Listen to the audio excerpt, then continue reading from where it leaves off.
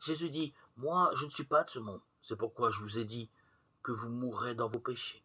Car si vous ne croyez pas que c'est moi, vous mourrez dans vos péchés. Jean 8, 23, 24. Par son nom, quiconque croit en lui reçoit le pardon des péchés. Acte 10, 43. La rémission des péchés. Deux mots bizarres réunis dans ce titre. Il faut d'abord expliquer le deuxième pour comprendre le premier. Le péché, ce n'est pas une obsession réservée aux croyants ou à ceux qui sont mal dans leur peau. C'est le fait pour quelqu'un d'avoir manqué le but de Dieu dans sa vie, de ne pas avoir fait de sa vie ce que Dieu attendait de lui. Même une pensée d'orgueil ou de convoitise n'entre pas dans ce plan de Dieu.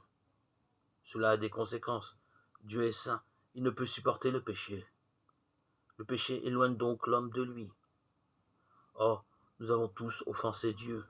1 Roi 8, 46. Nous sommes donc tous privés de sa présence.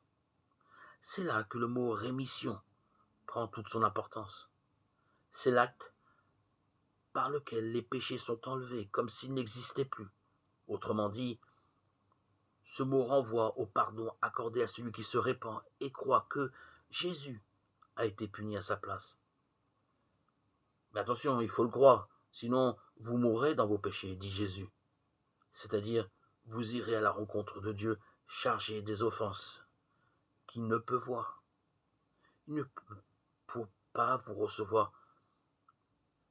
Vous serez définitivement éloigné de lui, perdu souffrant des conséquences de vos offenses. Si quelqu'un ne croit pas personnellement que Jésus est le Fils de Dieu, venu pour expier nos péchés, il ne reçoit pas la rémission des péchés.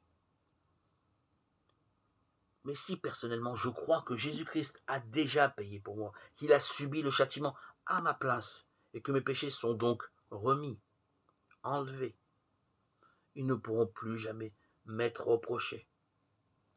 Je peux rencontrer Dieu sans crainte.